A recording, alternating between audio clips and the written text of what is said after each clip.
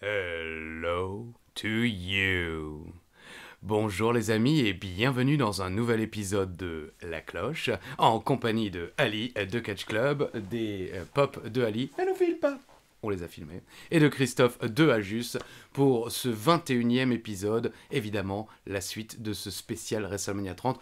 Bonjour Ali, bonjour à tous, je regarde Ali quand je dis là et je regarde à tous quand je dis là.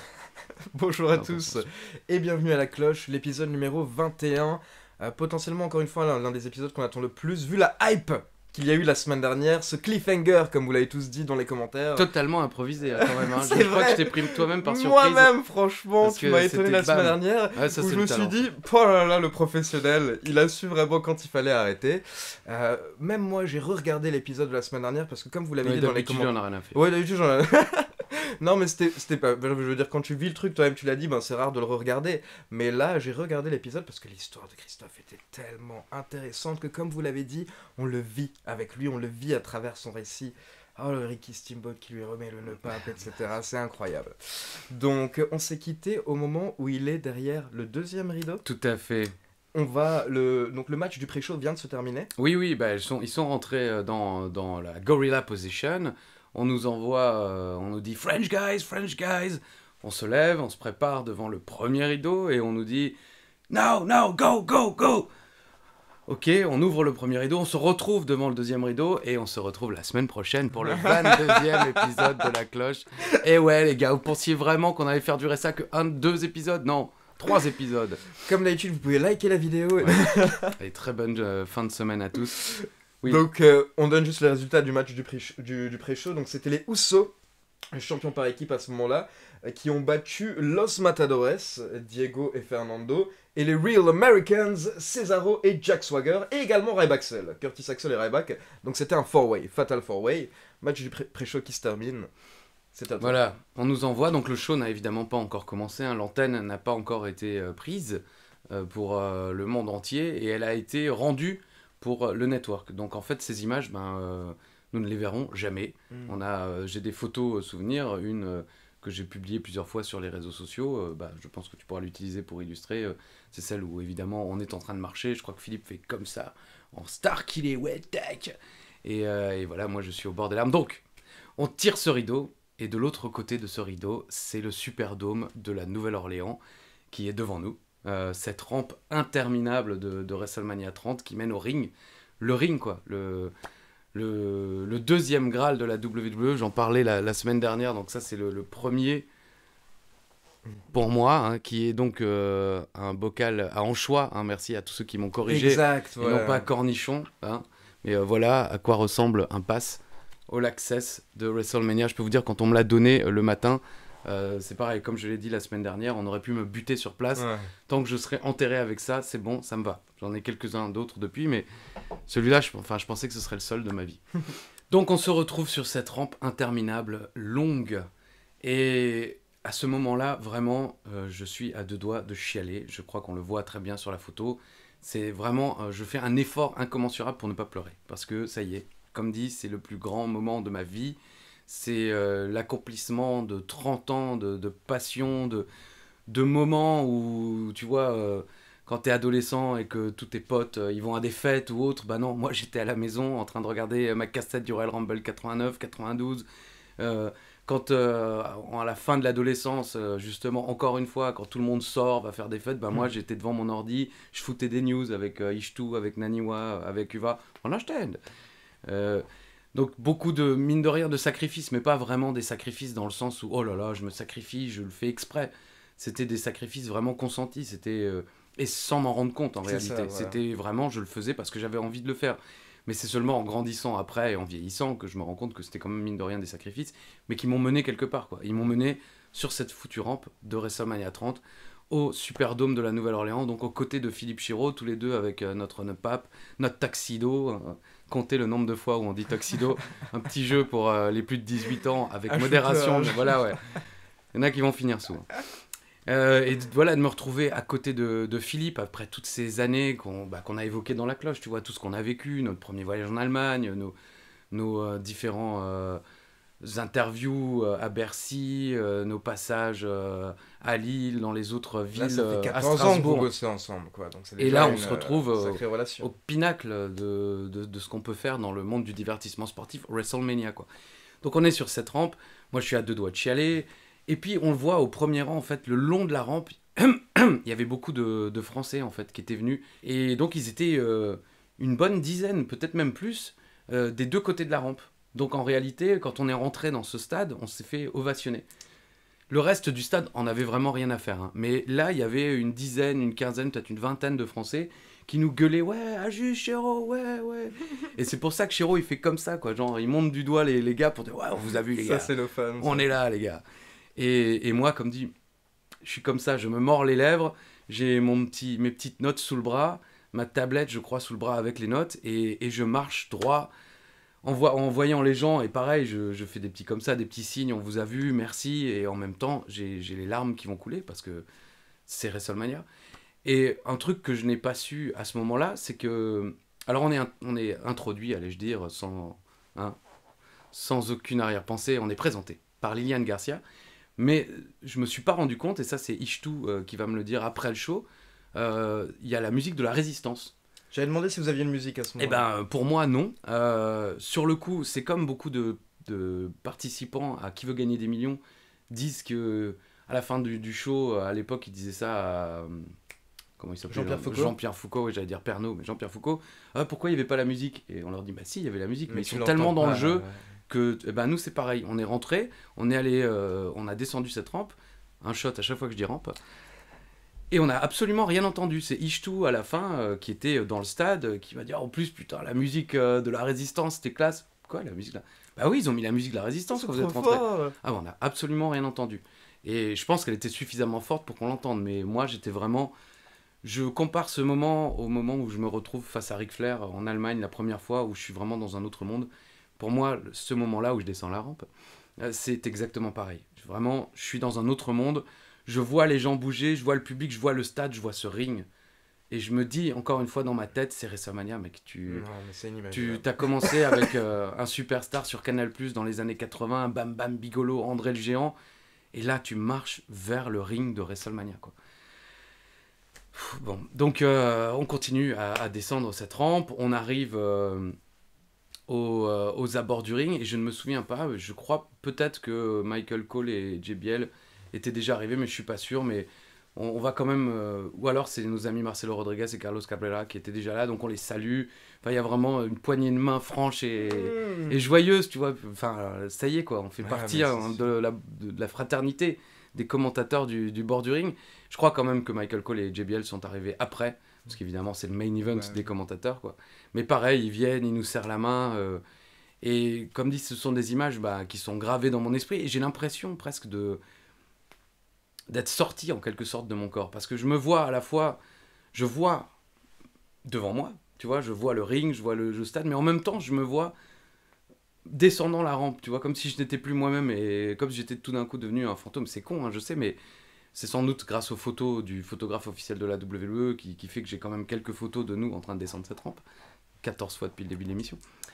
Donc j'ai vraiment cet instant. À voir, oui, je vois, je nous vois en train de descendre, tu vois, je nous vois en train de descendre alors que je suis moi-même en train de descendre.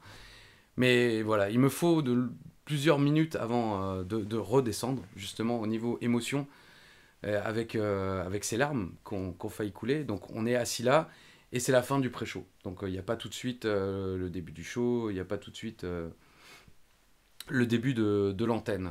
Et donc on est assis là. Et bon, là c'est un souvenir qu'on partage avec Philippe, mais aucun de nous est capable de dire qui a fait quoi. Moi je suis persuadé de m'être retourné vers Philippe et en lui disant écoute, franchement je suis heureux de vivre ça avec toi et franchement c'est vraiment un bonheur d'être là avec toi. Et lui pense que c'est lui qui m'a dit ça. Donc comme je sais que c'est un connard, je pense qu'il ment. Et comme il sait que je suis un connard, il pense que je mens. Donc personne ne sait rien dire. Voilà, en fait on s'est juste fait un doigt d'honneur et on s'est dit merde. Non mais c'est sûr et certain, on s'est retourné l'un vers l'autre et on s'est dit que c'était vraiment un bonheur de pouvoir être là, de pouvoir vivre ça ensemble. Encore une fois, après toutes ces années qu'on a pu vivre ensemble.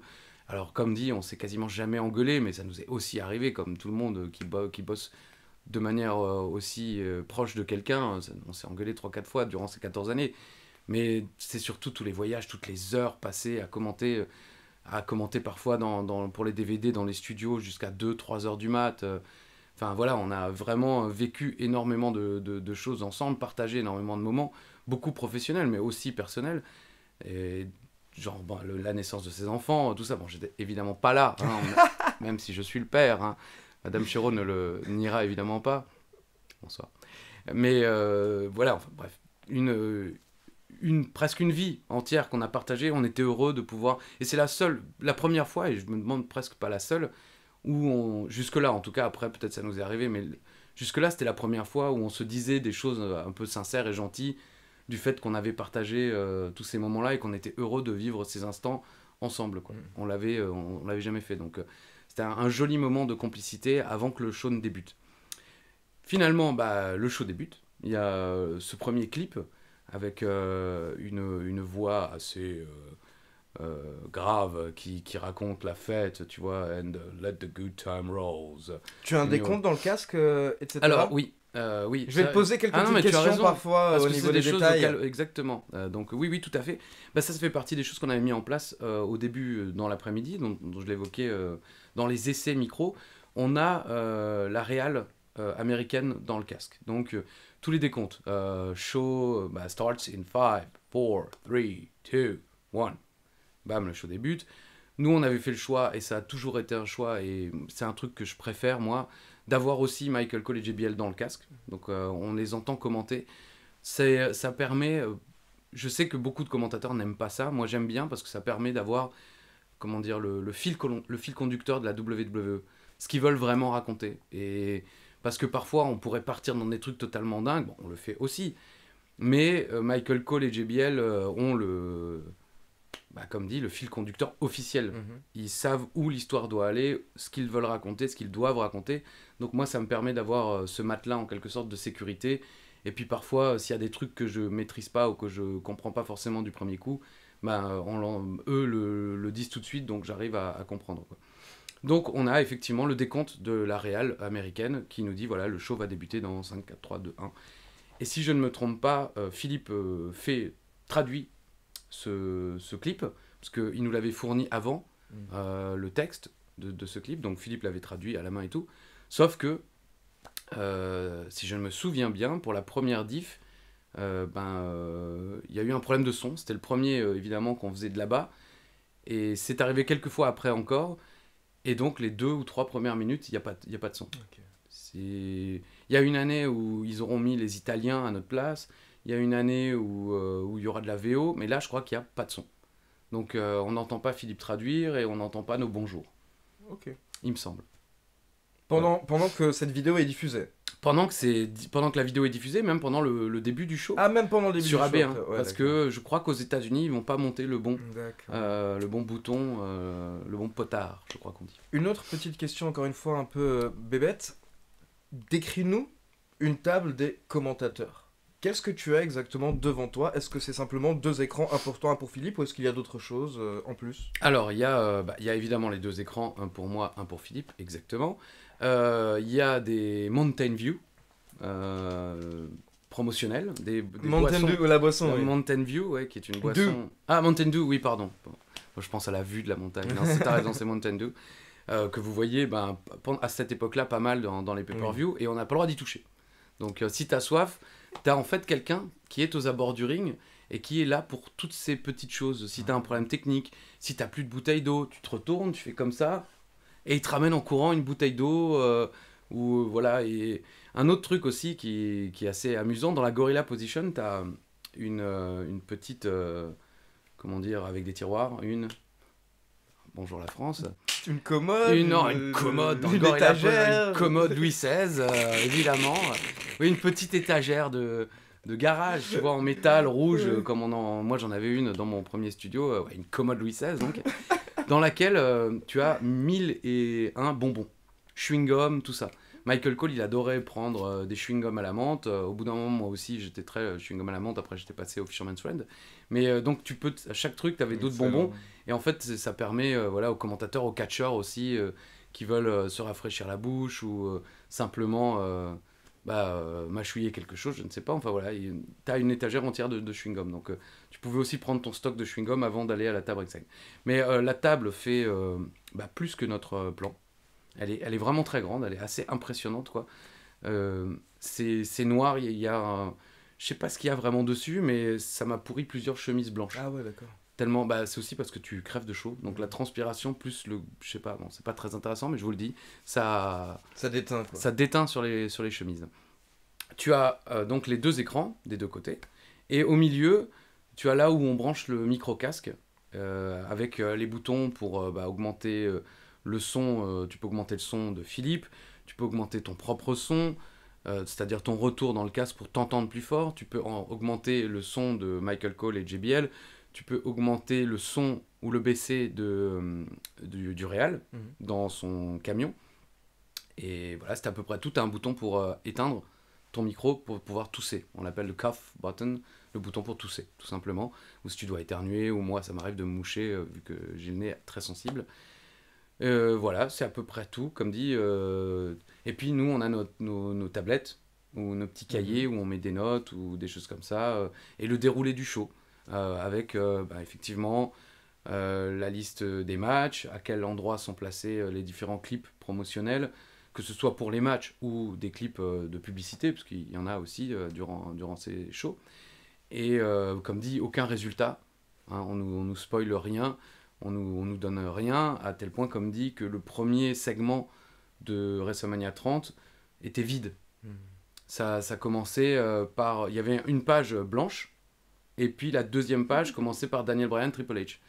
Donc on savait qu'il y aurait quelque chose avant, mais ils nous ont pas dit quoi. Surprise. Et la surprise, en l'occurrence, donc, c'était l'arrivée de Hulk Hogan. Bon, ça, c'était prévu, puisqu'il était l'hôte du show, le présentateur de WrestleMania 30. Puis ensuite, sont arrivés Stone Cold Steve Austin et le Rock. Un des meilleurs segments, tout WrestleMania confondu, j'ai envie de dire, selon mes goûts perso, hein, mais franchement, 3 des plus grandes superstars de la Sur le moment, c'est ouf. Après, avec le temps, bon, pour l'avoir recommenté, revu plus récemment, c'est pas un moment aussi dingue, parce que... Mais c'est dingue parce que c'est le Rock, Stone Cold et Hogan qui sont ensemble en même temps dans le ring à WrestleMania, et qu'ils se font des petites vannes. Après, c'est pas un segment de ouf, Non. mais pour le direct, pour ce moment-là, c'est WrestleMania 30.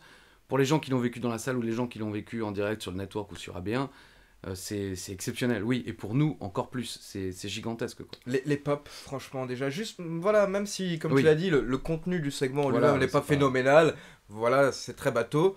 Les pop, avoir la pop Hogan, puis Austin, puis The Rock, j'ai regardé ce segment également hier, c'est vraiment phénoménal. Puis moi, voilà, j'avais vraiment adoré ces petites boutades. Hulk Hogan qui se trompe, qui appelle donc le Superdome le Silverdome, le public qui lui scande que c'est pas ça, et donc Hogan qui comprend au bout d'un moment. Ah oui, mais parce que même nous, sur RSM, je sais que pendant qu'on le commente, on s'en est pas rendu compte non plus tout de suite. Parce que là, moi, je dois traduire, et petit détail aussi qui n'intéressera personne, mais je vous le dis, les promos dans le ring ne passent pas dans notre casque. Donc, je suis obligé d'enlever une oreille de mon casque pour écouter dans le stade, avec le cri du public, avec mon retour voix. Et t'arrives à entendre quand même Je fais de mon mieux. Ouais. Franchement, je ne l'ai pas revu depuis, je n'ai jamais osé le re-regarder depuis. Si vous l'avez en DVD, sachez que ce n'est pas la version où nous sommes en direct. On l'a enregistré 2 semaines plus tard chez notre amie Sofiane dans son studio. Donc en fait, c'est ceux qui l'ont enregistré sur AB1. J'avais demandé à mon père de l'enregistrer sur AB1. Je l'ai sur un CD. Il avait dû, pour un week-end, ne pas enregistrer de la pétanque. Hein, je m'excuse auprès de lui. Mais voilà, je l'ai sur un CD, mais j'ai jamais osé le réécouter. C'est trop d'émotions. Enfin voilà, je préfère pas parce que je sais pas non plus à quel point j'étais pas horriblement nul et tout ça, quoi. Mais bon. Donc voilà, c'était dur à traduire. C'était vraiment très dur à traduire. Et donc après, Austin arrive et Austin fait une petite blague également à Hogan en disant « Ah, je suis super content d'être au Silverdome. » C'est d'abord Austin qui vient et ensuite le Rock en troisième. Dit, oui. Austin qui arrive et qui fait cette blague sur le Silverdome et Hogan qui fait « Ah, vieux !»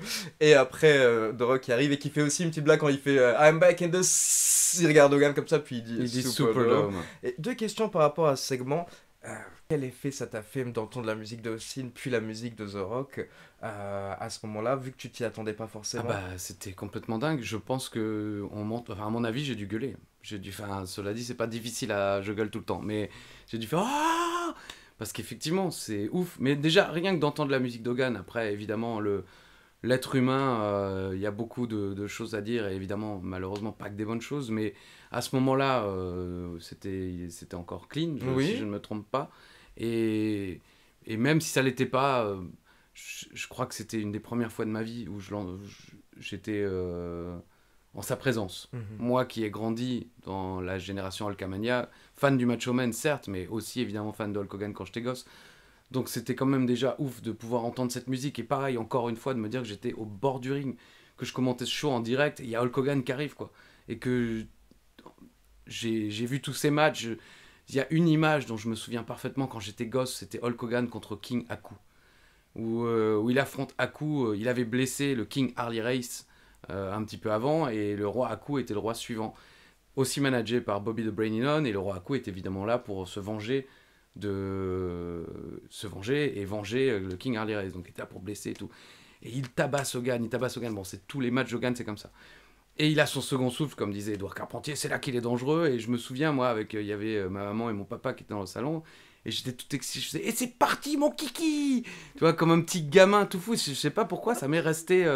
comme j'étais excité et fou de voir Hogan revenir, parce que je pensais qu'il allait se faire démolir par un coup.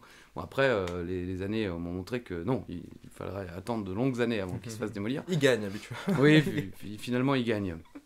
C'est comme les Allemands, comme disait Gary Lineker, Coupe du Monde 90. Le football est un jeu qui se joue à 11 contre 11, et c'est les Allemands qui gagnent à la fin. Le catch, c'est pareil avec Hogan. Mais bref, voilà, ça, c'est des trucs, c'est bizarre, mais je suis au bord du ring, je commente, et dans le coin de ma tête, j'ai ces petits souvenirs, j'ai ces trucs de gosse qui me reviennent en même temps que je commente, et ce qui évidemment, m'emplit d'émotions, et encore une fois, à deux doigts toujours de chialer, parce que voilà, je vois le chemin parcouru. J'ai jamais eu une grande confiance en moi, j'ai jamais été le gars qui m'ont bombé le torse et qui faisait style, mais il y a des moments où je me dis, putain de merde. Ce qui me laisse à penser que effectivement, on peut avoir plusieurs vies, et j'ai dû en chier dans une autre vie, et que le destin se fait pardonner. C'est ce que je pense être un petit peu, parce que j'ai une vie trop simple là, sur cette vie-là. La vie est trop simple, donc j'ai dû vraiment en chier dans une vie précédente. J'ai dû naître dans une fosse septique. Enfin voilà, donc Hogan, et oui, entendre la musique d'Austin, entendre la musique de rock, entendre les pop qu'ils reçoivent, et être au bord du ring et faire partie de cet instant, oui, c'est exceptionnel. Et tu nous avais expliqué il y a 2 épisodes que quand tu avais commenté ton premier WrestleMania en direct dans les studios d'AB, les premières secondes tu avais eu un petit peu un blocage.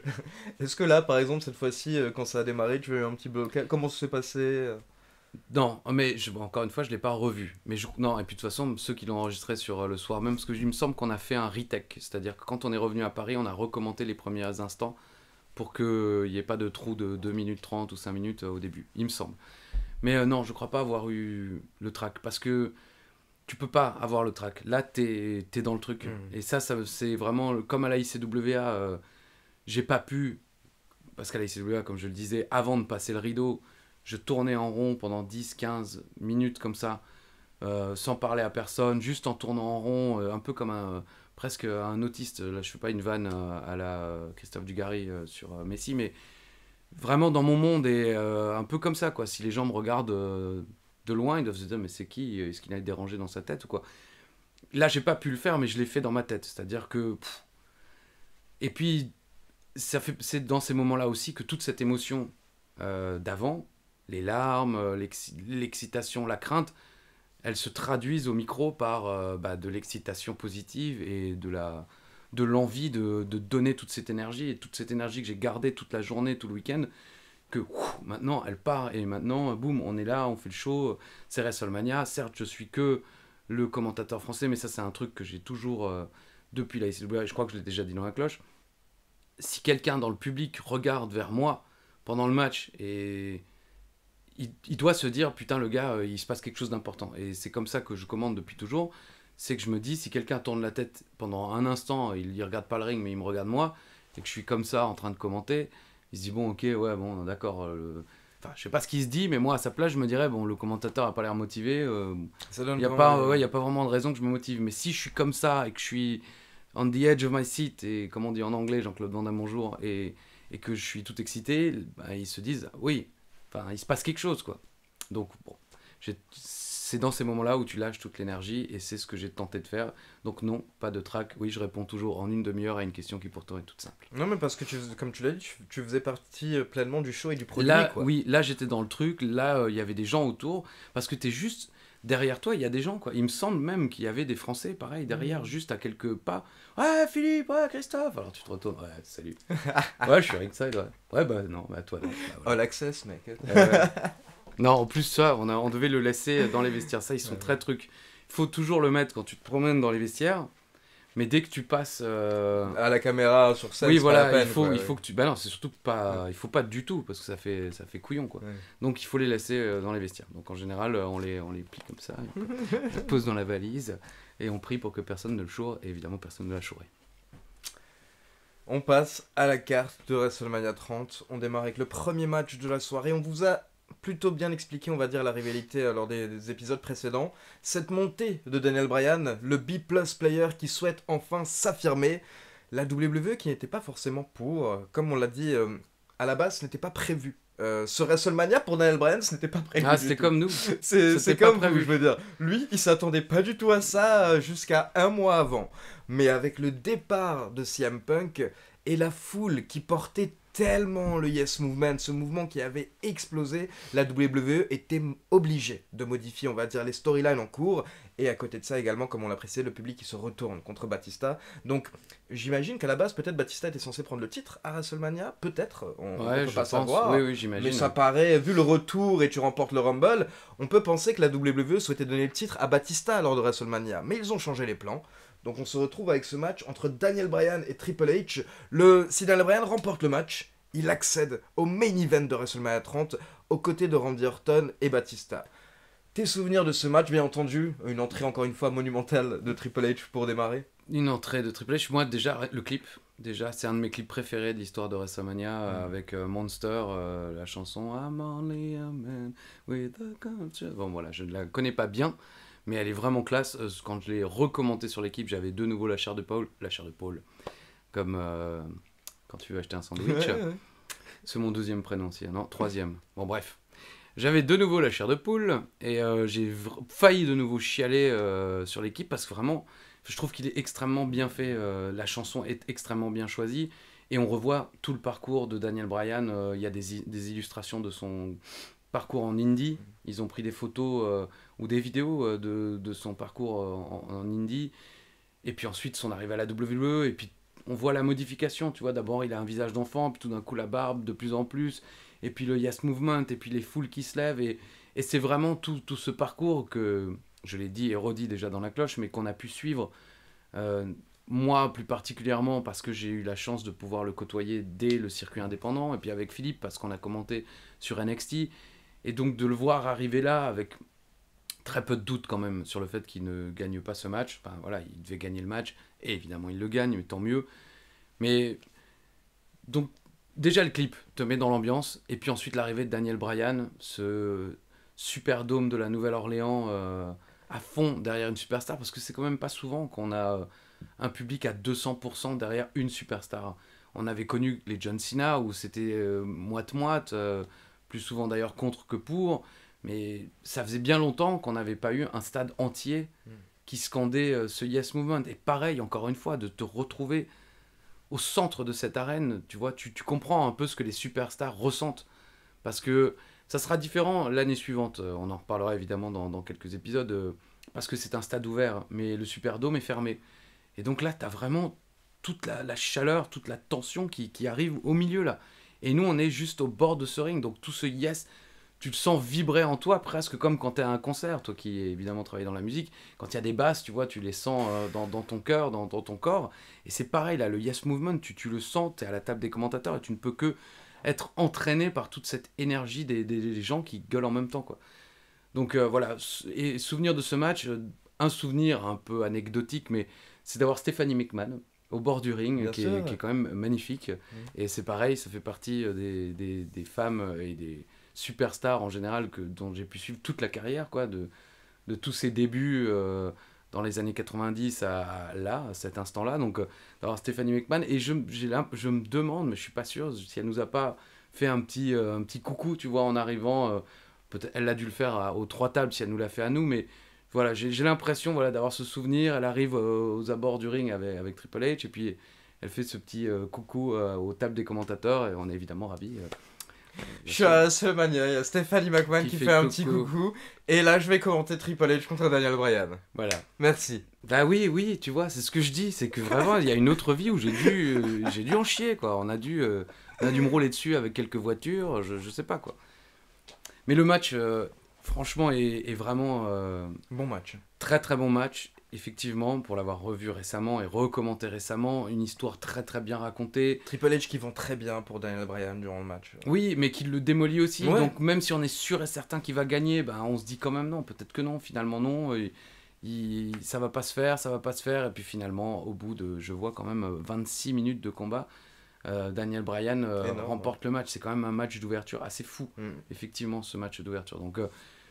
beaucoup d'émotions, une histoire très très bien racontée, et c'est la bonne personne qui gagne, donc, et avec une réaction pareil complètement folle. Donc c'est un début parfait pour ce WrestleMania. Parce que maintenant tout le monde attend le main event avec impatience, c'est ça qui est bien. C'est que le reste de la carte est vraiment plus que correct en plus pour ce WrestleMania, on n'a pas vraiment de mauvais matchs. Mais en plus, maintenant, on attend avec impatience ce main event parce que Daniel Bryan va devoir avoir un second match. Il va ressortir. Ça arrive dans un instant. Mais d'abord, un autre match que tu avais justement mentionné la semaine dernière, ce match expéditif. Donc on vient d'avoir un match très très long. L'opener était même le match le plus long de la soirée. Comme souvent, un Triple H qui se paye le match le plus long à WrestleMania. Il l'avait déjà précisé que c'est vrai. On enchaîne avec le second match de la soirée, cette fois-ci, donc le Shield qui a démarré quelques mois auparavant, qui a un 3 contre 3 contre Kane et les New Age Outlaws. On a parlé des New Age Outlaws qui faisaient à ce moment-là un petit retour qui a duré juste quelques mois. Par contre, voilà, c'était vraiment un match juste pour mettre en avant le Shield. Oui, après, il est possible aussi qu'il ait été raccourci parce que le segment d'intro entre Hogan, Le Rock et Austin a certainement duré, à mon avis, un peu plus long que ce qu'ils pensaient, je pense. Mais je peux pas vous le certifier, mais ils ont pris leur temps. Et évidemment, personne va aller dire à Austin, Hogan ou Le Rock, les gars, on a un WrestleMania derrière, si ça vous dérange pas, il y en a qui suivent. Donc, je pense qu'ils ont dû raccourcir. Après, c'est pas forcément un mal, parce que si ça avait duré 15 minutes, ça aurait pas été non plus génial. Et ça permet de lancer le Shield voilà, d'une belle manière. Donc, c'est leur deuxième match à WrestleMania. Malheureusement, ça fait un deuxième match pas top dont on se souviendra pas jusqu'à la fin des temps, mais c'est une victoire expéditive contre Kane qui est quand même une légende. Les New Age Outlaws, pareil, ça fait partie aussi pour moi d'un des moments un peu marquants, parce que ce sont les New Age Outlaws, et parce que quand j'étais plus jeune à la fin des années 90, j'ai vu Billy Gunn et le Roddy s'associer, faire cette équipe qui au début, quand ils commençaient leur speech, oh you didn't know, your ass better call somebody, tout le monde s'en fichait. Il a fallu des semaines, des mois avant que les gens commencent à popper un petit peu, puis finalement à reprendre et à connaître par cœur au final cette tirade. Mais au début tout le monde s'en fichait, et c'était une victoire face au Legion of Doom qui avait vraiment, il me semble, lancé les New Age Outlaws. Ils leur avaient rasé la tête au centre du ring. C'était pas la stipulation, mais voilà, ils les avaient battus, ensuite ils leur avaient rasé la tête. Et ça les avait vraiment lancés. Ensuite, ils ont explosé. Et pour moi, c'était vraiment une équipe que j'adorais quand j'étais un vieil adolescent, 17-18 ans, à la fin des années 90. Donc c'était un honneur de pouvoir les commenter en live et de pouvoir vivre cette entrée en live, quoi. Mais bonheur aussi d'avoir pu commenter le Shield, qu'on aura la chance de recommenter plusieurs fois ensuite en ringside aussi. Bien entendu. Passe au troisième match de la carte principale, cette fois-ci, cette bataille royale, la Andre the Giant Memorial Battle Royale. C'était la première. Donc 31 personnes au final dans cette bataille royale. Cesaro qui remporte le match. Tu l'as recommandé récemment. Est-ce que tu as quelque chose qui t'a marqué particulièrement par rapport à cette bataille royale ? Oui, bah déjà parce que en l'honneur d'André le Géant, donc pour nous c'était quand même extrêmement symbolique. On était là, et comme je l'ai expliqué dans l'épisode précédent, je pense que le fait qu'on soit à la Nouvelle-Orléans, qui rende hommage à André le Géant, a peut-être joué dans le fait qu'on arrive là à WrestleMania 30 en particulier.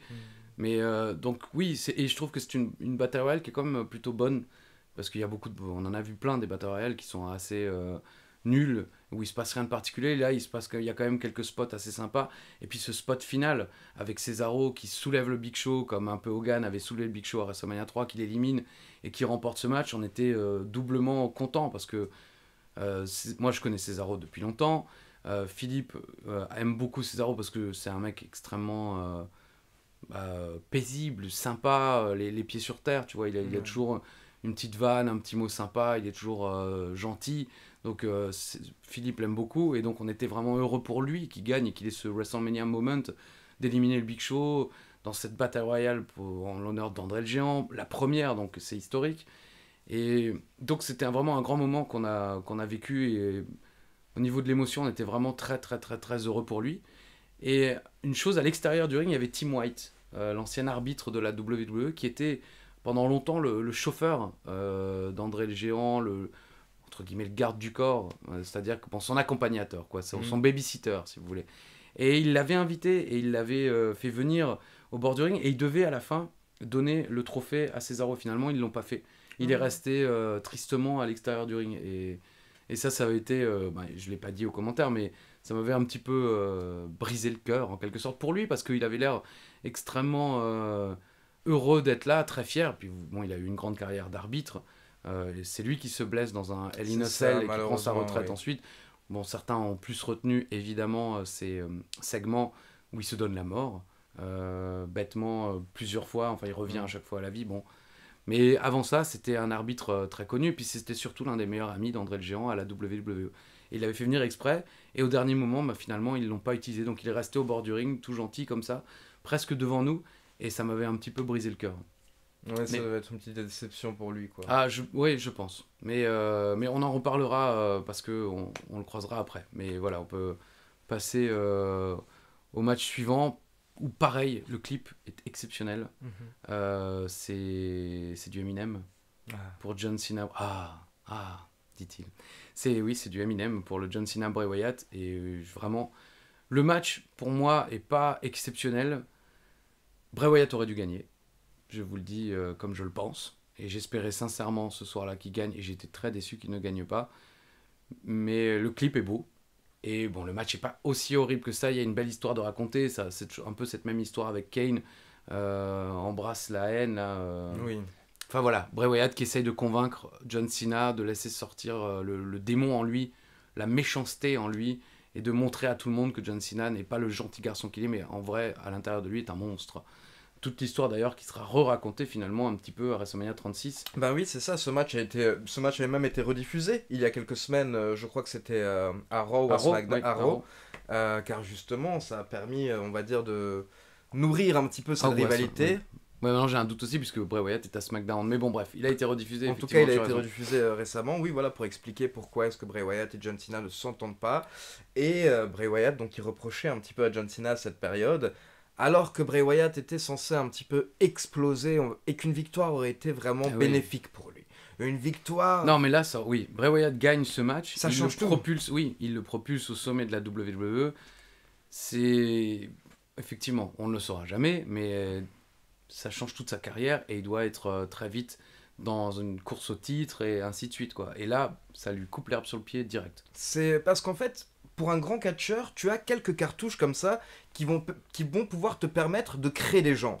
Tout comme John Cena, par exemple, lors de ses 2 premiers WrestleMania, si je dis pas de bêtises, il a battu Big Show la première année pour devenir champion des États-Unis, je crois, et la deuxième année JBL pour devenir champion du monde. Ces 2 personnes qui, à ce moment-là, étaient au top, ont accepté de perdre pour lancer John Cena. Et ces 2 premiers WrestleMania, avec 2 victoires énormissimes, ont bâti les fondations autour de John Cena. C'était à son tour de faire la même chose à ce moment-là. Après, on ne sait pas si c'est John Cena qui a dit non. Enfin, peut-être que tu as entendu dans des podcasts. Non, je dis pas que c'est lui Moi, je ne sais pas non plus, mais en tout cas, il aurait dû gagner.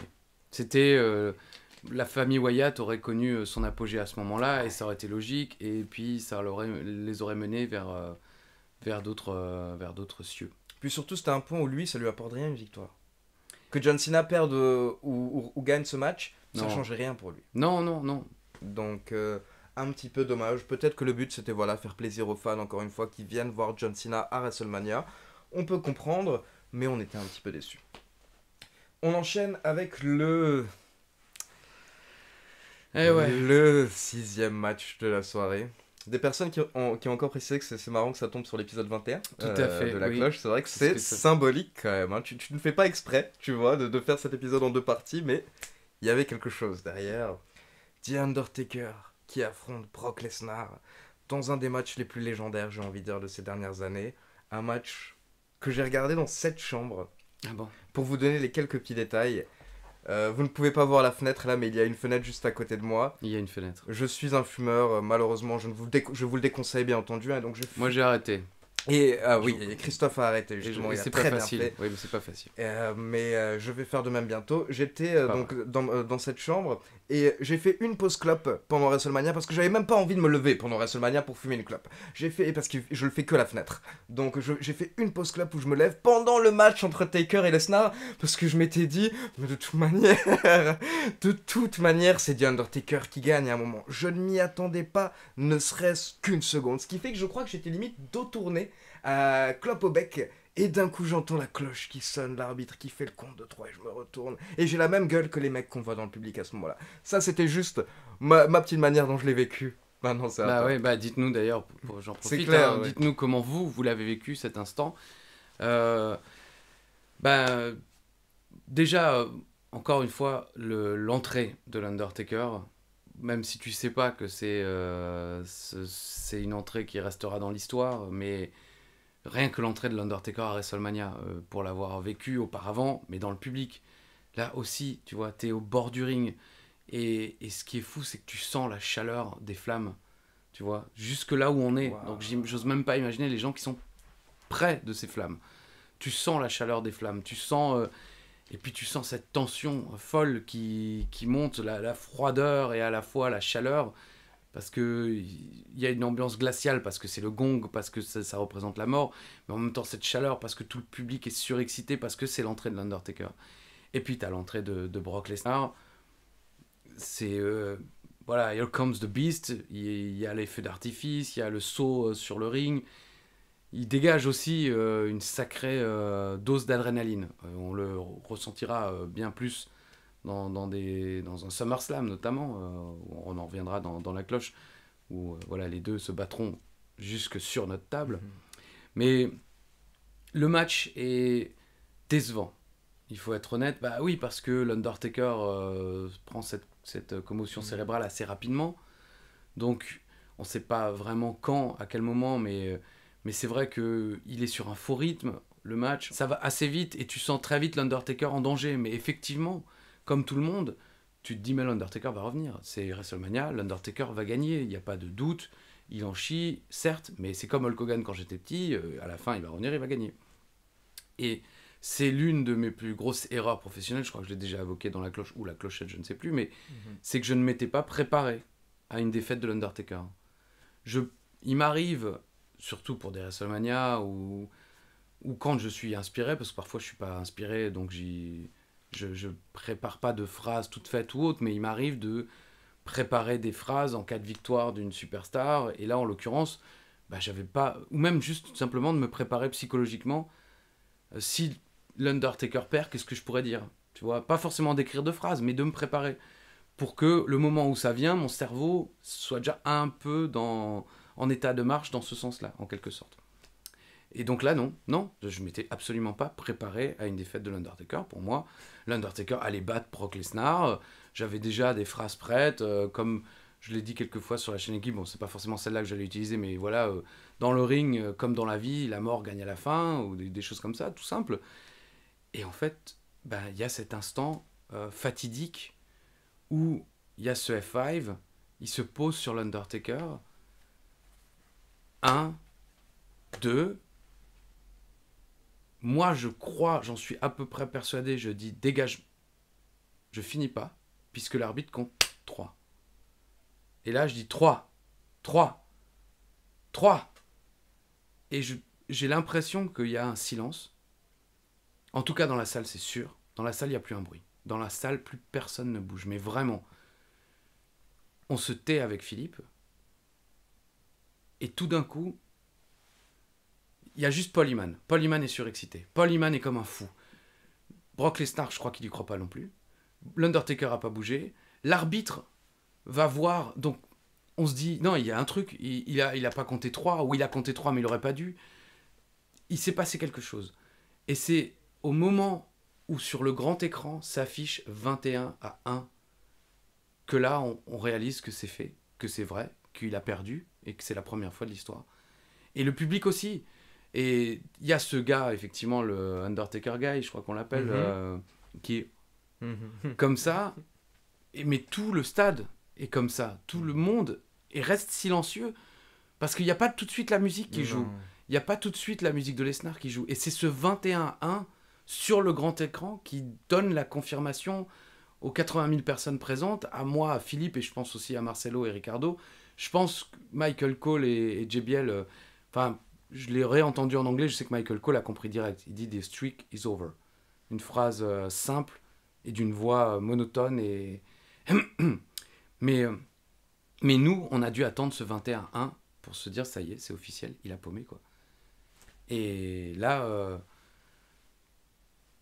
tu te dis que tu viens de vivre quelque chose d'historique et quelque chose qu'on n'oubliera jamais et quelque chose qui fait vraiment, alors, j'allais dire de la grande histoire, excusez-moi, je me gratte le nez. La grande histoire, ça veut rien dire du catch, puisque évidemment le monde, la vie, c'est bien d'autre chose que la WWE. Mais pour nous, c'est non peut-être pas la plus grande victoire de l'histoire, comme le diront Paul Heyman et Brock Lesnar dans les mois, les années à venir, mais la plus grande défaite de l'histoire. On vient de vivre la plus grande défaite de l'histoire. Paul Heyman exulte, Brock Lesnar est fou aussi, mais épuisé. Et puis je crois qu'ils partent assez vite. Et l'Undertaker est là, il se retrouve... et nous, on le sait pas, évidemment, qu'il a une commotion cérébrale, qu'il se souvient de rien, parce que là, il le dit dans le Last Ride, qu'il reprendra conscience que vers 4h du matin, qu'il sera à l'hôpital... et il se souviendra même pas de qui il est, je crois. Sa femme doit lui poser des questions assez basiques, oui, il n'arrive pas à répondre à tout. Je crois que c'est son prénom, oui, il n'arrive pas à donner son prénom. Oui, je crois qu'il demande à son épouse, maintenant, ça y est, j'ai oublié son nom même. Michelle McCool. Michelle McCool, il lui demande, Michel... What's my name? Non, c'est ça qu'il dit dans c'est quelque chose comme ça, ouais. Et oui, en gros, il perd la mémoire, on va dire, même avant son match. Parce que la commotion cérébrale, c'est pas en mode, il se rappelle du début du match. Ça lui a même fait perdre quelques heures avant. Ouais, il a perdu la mémoire de... Il était pas à WrestleMania. De 15h, oh, voilà. de 15h à 4h du matin. Donc non, c'est sévère. Ouais. Donc il est au milieu de ce ring, et puis il essaye de se relever. Alors nous, à ce moment-là, on pense qu'il y a un côté un peu Rocky. Il s'aide des cordes, il en chie, il vend, comme on dit dans le catch. Mais quand tu connais maintenant le contexte, tu te dis que peut-être non, il vendait pas, peut-être qu'il arrivait juste pas à se relever. Et donc le stade commence à applaudir, et nos camarades américains se lèvent aussi pour applaudir. Donc évidemment, on se lève aussi pour applaudir. Et c'est là où on a cette image où il y a tous les commentateurs. Donc, d'ailleurs, je parlais de Marcelo et Carlos Cabrera, mais il y a aussi Ricardo Rodriguez qui est avec eux ce soir-là. Je vais finir d'abord sur ce sujet. Fais-moi penser à reparler de Ricardo Rodriguez après. Donc, on est tous debout et puis on se met à applaudir, tout simplement. Enfin, un standing ovation comme tout le stade. Et là, très sincèrement, et c'est pas pour faire style non, j'ai pas pleuré ou quoi, mais en réalité, j'ai pleuré, c'est vrai, mais c'était voulu. Je me suis dit merde. J'ai failli chialer avant le début du show. J'ai failli chialer au début du show. J'ai toutes ces émotions en moi et je sais ce que je suis en train de vivre. Je sais ce que je ressens parce que c'était une immense tristesse et à la fois même un peu égoïstement de l'honneur, mais d'être là, mais une immense tristesse, parce que pareil, l'Undertaker, moi je l'ai vu, j'ai pas vu les Survivor Series 90, parce qu'ils n'ont pas été diffusés sur Canal+, mais j'ai vu ses débuts, j'étais devant ma télé, Survivor Series 91, pareil, avec ma maman à côté, qui était en train de faire sa vie, en essayant d'ignorer, c'est le premier show que la Canal va passer avant de les diffuser tous après, okay. les Big Four. Donc ce Survivor Series 91, où l'Undertaker bat Hulk Hogan, j'étais devant ma télé, et puis ensuite, voilà, j'ai vu quasiment tous les matchs diffusés à la télé de l'Undertaker jusqu'à ce jour-là. J'étais comme un fou devant le Hell in a Cell avec Shawn Michaels, sa feud contre Shawn Michaels, sa feud contre Mankind, Yokozuna, tout. Kurt Angle, plus tard, enfin voilà, sa poignée de main à John Cena à la sortie de son match contre Kurt Angle, son match contre Jeff Hardy qu'on commente avec Philippe dans Puissance Catch. J'ai eu toute la carrière du Taker. C'est mon premier t-shirt de catch. Je l'avais ramené dans un épisode de La Cloche, dessiné par la fille d'une collègue de ma maman parce qu'on pouvait pas d'acheter de t-shirt. C'est ma première casquette de catch que j'achète, l'Untertaker, que j'ai failli me faire voler par des Kaira à Suffelweiersheim. Vous voyez le niveau de la Kaira, hein. Suffelweiersheim, c'est de la grosse Kaira. Hein. Donc, et tellement ils connaissaient pas qu'ils me l'ont pas volé. C'est l'Undertaker, quoi. Donc, je me dis, merde, écoute, t'as tout ça en toi, bah, c'est le moment ou jamais, hein. Chiale, vas-y, laisse aller, parce que, mine de rien, c'est ce que, certainement, si vous étiez téléspectateur à ce moment-là, c'est ce que vous ressentiez aussi. Donc, je me suis dit, ben... Enfin, ça fait partie du métier, il me semble, hein. C'est ma vision du métier de commentateur, c'est que, bien sûr, on doit raconter l'histoire, mais on doit aussi faire passer ses émotions et les partager avec vous, vous montrer que... Enfin, ça a toujours été mon truc de fan de catch, quoi, de me dire... Vous vibrez pour ça, je sais qu'autour de vous, il y a plein de gens qui doivent vous dire « Ouais, bah, c'est du catch, comment tu peux aimer ça ?» Bah, j'avais envie de vous déculpabiliser, de vous rassurer, et de me dire, moi aussi finalement, par la même occasion, qu'on n'était pas seul, que j'étais pas seul, que vous étiez pas seul, et qu'on était tous ensemble. Donc, vas-y, chiale. Donc, je chiale. Donc, je pleure, et voilà, j'applaudis tout en pleurant, ce qui fait que le photographe, au début, qui prenait des photos que... de la longue ligne, me voit pleurer et se rapproche de moi. Il y a donc cette photo où j'applaudis et je pleure. Et j'utiliserai cette phrase que j'ai gardée en tête depuis tout petit. Je ne sais plus quand les films sont sortis, mais on l'a vu au cinéma en CM1 ou CM2 avec Ishtou à côté de moi, le château de ma mère, qui se termine par cette phrase « Ainsi va la vie des hommes, de très courte joie, très vite effacée par d'inoubliables chagrins. Il n'est pas nécessaire de le dire aux enfants. » Et c'est une phrase que j'ai en tête depuis toujours, comme la chanson « Aiguisée comme une lame, pointue comme un couteau, chauffée comme une flamme ». Et c'est des phrases où je me dis, ça, faudrait un jour que je le place dans le catch. Donc j'ai pu le placer pour Roman Reigns. Et cette phrase-là, ben, ce jour-là, elle correspondait parfaitement à l'Undertaker, tu vois, d'inoubliables, de très courte joie, parce que toute sa carrière, ça a été des joies, mais finalement c'est très court. Et puis des inoubliables chagrins, parce que ce moment-là, on ne pourra jamais l'oublier. Et c'est un chagrin... Ça reste que du catch, encore une fois, hein, ne vous y trompez pas, il y a des choses bien plus graves dans la vie et de meilleures raisons de pleurer. Mais s'il y avait un bon moment pour pleurer un jour à l'antenne, je crois que c'était là.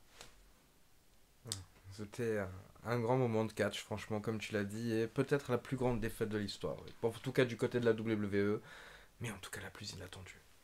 Là, vous avez en tout cas nous deux, on s'y attendait absolument pas. Et j'imagine que la plupart d'entre vous pourraient nous confirmer dans les commentaires, mais vous non plus, The Undertaker était invincible. The Undertaker était invincible. À WrestleMania, oui. Et maintenant, on se retrouve avec ce 21 and 1 que Paul Heyman va nous rabâcher lors des prochaines semaines et des prochains mois. Mais justement, ce sera tout l'art d'Heyman, on va dire, lors des prochains mois, parce qu'au moins, il va donner de l'importance à cette défaite. Même si beaucoup de gens ont été contre cette défaite, on va dire, par la suite, en tout cas, la WWE a su parfaitement l'utiliser. Parce qu'ils l'ont rabâché aux fans pendant des mois, ce qui fait que Paul Heyman et Brock Lesnar ont vraiment été détestés. Et derrière, ça a mené au grand Brock Lesnar que l'on verra lors des prochains épisodes de La Cloche. Petite info par rapport à Ricardo Rodriguez ? Oui, mais c'est pas une info, mais c'est une petite anecdote. Vous remarquerez, en revoyant les images, que nous sommes tous en tuxedo noir. Et lui est venu en tuxedo blanc. Et la consigne était tuxedo noir. Et il s'est chopé de la hit. Et il s'est fait très très mal voir. Je sais que nos amis Marcelo Rodriguez et Carlos Cabrera n'étaient pas contents du tout. Parce qu'ils avaient un peu peur que ça retombe aussi sur eux, puisqu'ils sont un peu les boss, en quelque sorte. Et il s'est fait enguirlander et il s'est fait engueuler parce qu'il avait ce tuxedo blanc et qu'il a voulu faire un peu son malin, genre... moi je suis Ricardo Rodriguez, je m'habille comme je veux, je suis une superstar, et non, là t'étais commentateur ce soir-là, donc il fallait suivre les consignes, quoi. Donc, voilà, okay. Petite anecdote, bon, ça n'a pas grand intérêt, mais je voulais vous partager puisqu'on vous dit tout.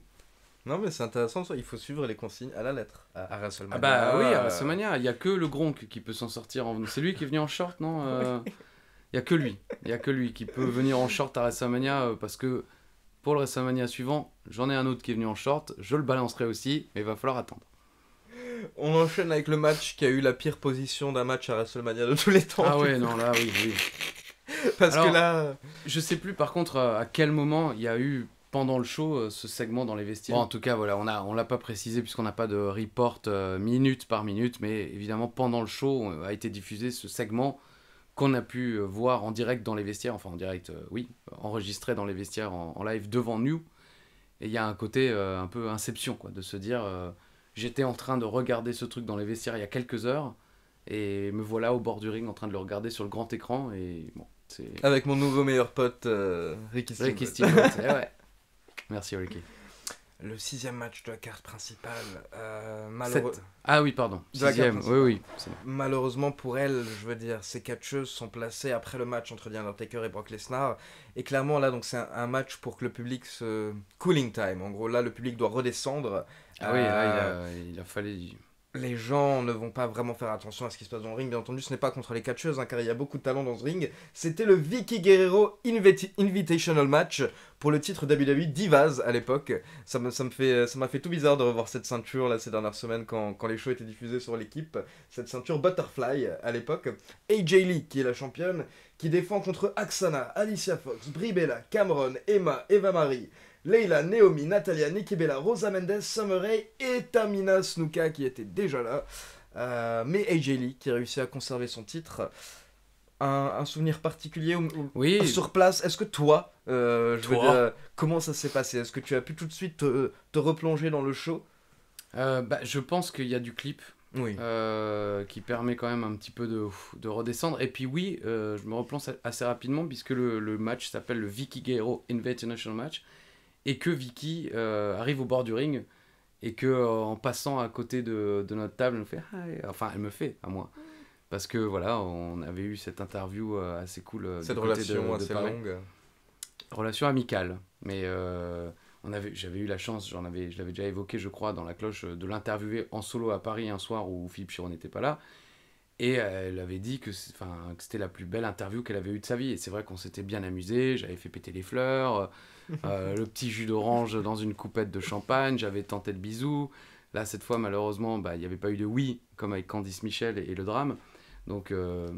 Quand il y a Kelly et Candice Michel, il est là, Philippe, bizarrement. Mais quand il y a Vicky Guerrero, je vais peut-être pas le temps pensé. Pour une interview. Ouais, j'y avais jamais pensé, mais tu as raison. Occupe-toi-en. C'est très vrai, c'est très vrai. Mais donc, c'est ça aussi qui est fou, tu vois, il y a certainement plein d'autres petits trucs, mais qui malheureusement, là, pour le coup, je les ai oubliés. Mais ça, je n'oublie pas, parce que voilà, Vicky, elle arrive au bord du ring, et le premier truc qu'elle fait, elle vient près de notre table, et elle me fait, tu vois, salut, comment ça va? Limite, genre, qu'est-ce que tu fais là, quoi? Ah, mais t'es au bord du ring, toi, maintenant, quoi. Mais vraiment, il y avait un côté, ça a duré quelques petites secondes, tu vois, et je crois que j'avais tenté, mais c'était je me demande si c'était pas pendant un clip promotionnel. Donc on l'entend pas au micro, tu vois. Elle arrive avant, c'est comme souvent, il faut qu'il place les choses, donc elle arrive pendant un clip. Il me semble. Mais bon, en tout cas, voilà, elle vient me faire coucou et tout, c'est ouf, tu vois, de dire, je suis à WrestleMania, je commente au bord du ring, et en plus, t'as Vicky Guerrero qui vient et qui tape, salut, ça va, tranquille. On prend un verre après. Pas de problème. On n'a pas pris de verre après. Mais voilà, donc c'est un match dont je me souviens, et puis j'étais vraiment heureux de voir AJ Lee. Aksana, quand même, petite parenthèse, puisque la semaine dernière j'avais un doute, et c'est fou quand même que j'ai pu oublier tout ça, mais oui, on a fait à WrestleMania 30 Access, où on a pu déambuler dans Access. C'était une des premières fois, je crois, où on s'y rendait. On a même pu saluer notre ami Sylvester Lefort, qui était aux côtés de Mojo Rawley et Dusty Rhodes. Donc moi, c'est ma seule interaction de toute ma vie avec The American Dream, Dusty Rhodes. Alors ça, je ne l'ai pas oublié, et j'ai encore quelque part chez moi le papier de Access signé par Mojo Rawley, Sylvester Lefort et Dusty Rhodes, quoi. Donc, mais je ne me souvenais plus que c'était à WrestleMania 30. Je savais que ça existait dans ma tête, mais je ne savais plus que c'était là. Et au Hall of Fame de WrestleMania 30, on a fait le tapis rouge. C'était la première fois de notre vie qu'on faisait le tapis rouge, et on avait fait ce fameux pile ou face, où c'est moi qui avais gagné, entre guillemets, donc c'est moi qui interviewais les superstars. En réalité, on l'avait fait exprès parce que Philippe, encore une fois, est un mec bien, donc il sait que c'est important pour moi, enfin c'est pas que c'est important pour moi, mais que j'adore faire ça, et que je suis tellement heureux de pouvoir le faire, et puis il sait aussi que dans ce cadre-là, je parle un peu mieux anglais que lui, il parle très bien anglais, mais il a plus de mal à construire des phrases comme ça quand il faut aller vite. Il comprend très bien l'anglais, mais interviewé comme ça, quand t'as que 1 minute 30, 2 minutes, il sait que je suis plus facile. Et puis, il sait encore une fois que voilà, pour moi, c'est le truc d'une vie. Donc, C'est il un m'a mec dit. bien, c'est Bah un ouais, mec non, bien. mais oui, oui. Pour Des ceux gens, qui- parce que certains pourraient être en mode non, je te laisse pas. Ouais, etc. oui, ah bah Donc, évidemment, non, non, mais c'est ce que ben, je te dis. c'est Dans ça. une autre vie, quelqu'un a dû me chier sur la tête pendant 40 ans. J'ai dû vivre dans une cage à oiseaux. Je devais être. Enfin bon. Donc, oui, non, j'ai eu de la chance. Philippe Chiraud est un mec bien. Et malheureusement, lui n'a pas eu de chance, hein, parce que moi, je suis un connard. Donc, parenthèse sur Aksana. Pendant le tapis rouge, je vous explique rapidement comment ça se passe. En général, bah, c'est comme le nom l'indique, c'est un tapis rouge. Hein. Il est en général en bas de la scène. Le plus récent qu'on a fait à WrestleMania 35, c'était sur la scène. Mais en général, c'est en bas de la scène et il y a ce tapis. Et les gens, les superstars arrivent. Elles ont toutes un accompagnateur de la WWE quasiment qui leur dit bon, bah, tu vas là, toi tu vas là, tu vas là. Et chaque média, en quelque sorte, ou groupe de médias, a son accompagnateur WWE qui est en quelque sorte le rabatteur, qui va leur rabattre les superstars vers eux. Et au bout du tapis rouge, en général, vous avez le plateau du network avec Maria Menounos ou Byron Saxton, toujours super bien sapé, ou Tom Phillips à WrestleMania 35. Ce qui fait que parfois vous me voyez au fond, ou vous voyez Philippe au fond, parce qu'il y a la caméra, ils sont un petit peu surélevés pour avoir le beau décor de la scène. Et donc, moi, je sais plus, j'étais en train de finir une interview, et on le voit dans les catch-off sur la chaîne Catch-off sur YouTube, qui est la chaîne officielle du groupe Media One pour nos catch-off. Je suis en train d'interviewer, je ne sais plus qui, ça se termine, et puis il y a Aksana qui est en train d'être interviewée, mais à ma droite. Et donc moi, je regarde Aksana, et à un moment, encore une fois, je ne suis qu'un triste homme. Dans la vie, le pire, c'est que je suis absolument pas macho, et enfin... Oh, ça Mais bon, arrive, ça voilà, arrive. je c'est regarde un ses petit fesses. Voilà, ça arrive. Et elle se retourne.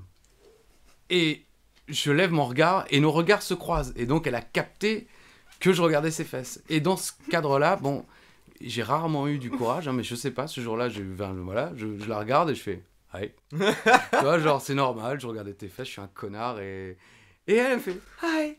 Et là, je dis « Oh, purée, quoi, oh ». Il y a peut-être off Degel, tu vois, en alsacien, quoi. Off Degel, normal, les accents, me fait hi. Et moi, je fais hi. Et on a fait hi tous les deux, quoi. Mais finalement, il s'est jamais rien passé, évidemment. Mais elle l'a pas mal pris. Bon, voilà, après, cela dit, Aksana est très belle et j'imagine qu'il y a certainement eu des regards bien plus salaces que le mien, parce que le mien était plutôt. Il n'y avait rien de salace, quoi. J'ai juste regardé tout d'un coup, bam, oh, hi. How you doing? Bah, ça s'est bien passé par rapport à la dernière fois où tu avais regardé les fesses d'une catcheuse. Oui, je n'ai pas fini sous les fesses de Prince Albert, comment il s'appelait, Tensai. On l'avait raconté dans une cloche précédente. Enfin, tu nous avais expliqué que voilà, tu avais regardé Naomi. Et Tout à fait. faut faire attention quand Comme quoi Tensai Naomi devrait non pas. plus l'a pas pris, puis m'a pas mal pris, puisque aujourd'hui on est plutôt, bon, je dirais pas amis, mais on est potes, quoi. Il m'arrive parfois de réagir à une de ses stories, et elle me répond, enfin bon voilà. Super cool. Bah oui, là, elle est vraiment cool. Non, Naomi est vraiment classe. Ouais, ça c'est sent, vraiment ça super sent. sympa, c'est vraiment une fille...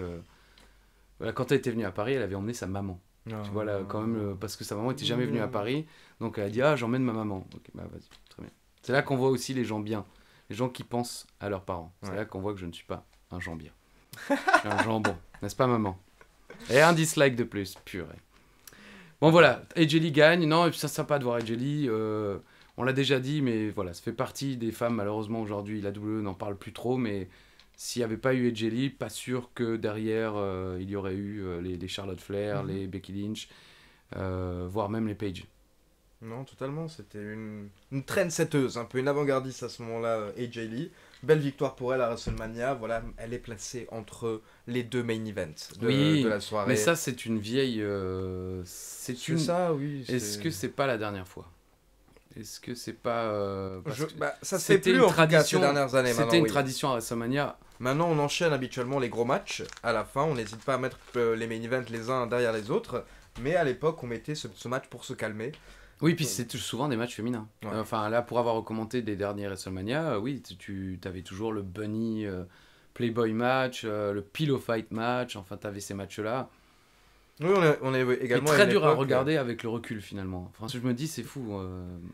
Comment on a pu être. Enfin, on n'était pas forcément fan de ces matchs, mais bon. Non. Très gênant à regarder 10-15 ans plus tard, quoi. Pas ce match-là, en l'occurrence, hein, Non, celui-là est... qui n'est pas horrible, qui n'est pas non plus un grand match, hein, en moins de 7 minutes avec toutes ces combattantes, mais c'est la bonne personne qui gagne, et voilà.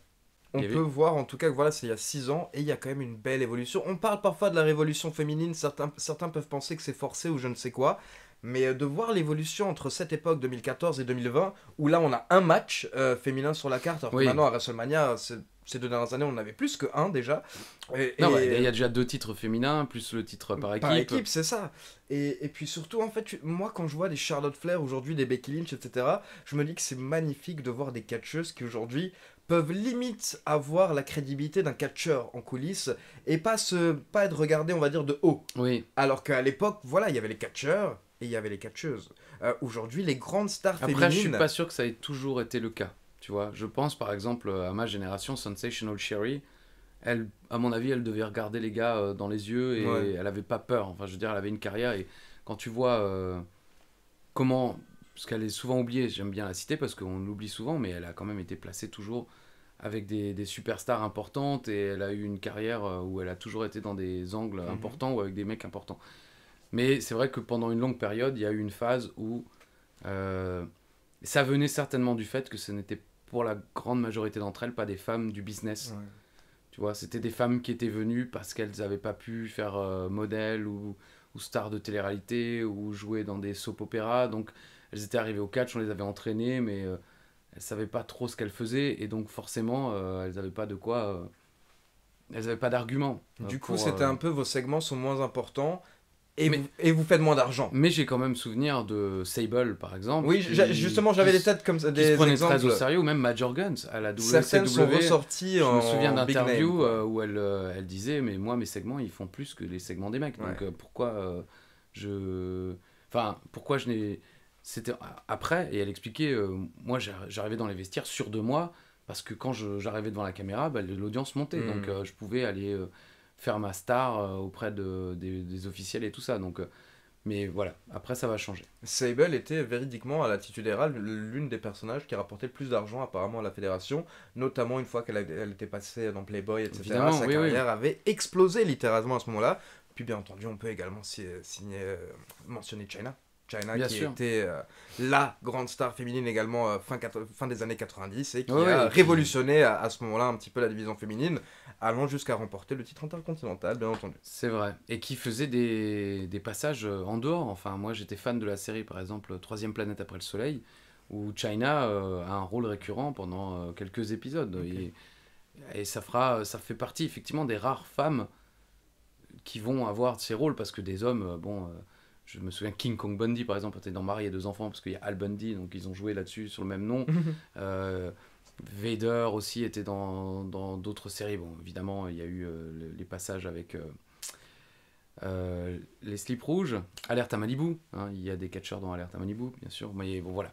Mais une des rares femmes à avoir fait ça, c'était Chyna. Les Bushwhackers étaient apparus dans une série qui passait sur M6 avec la famille Lambert et la famille Foster. C'était, bon, ils étaient dans Notre Belle Famille ? Dans Notre Belle Famille. Il y a eu un épisode où je crois que le père... Pourtant, je regardais tous les soirs avec ma maman. Bah, il y a un épisode où je crois que c'est... C'était génial cette série, moi aussi. Il y a un épisode où je crois que c'est... Où ils descendent avec... Le père et JT...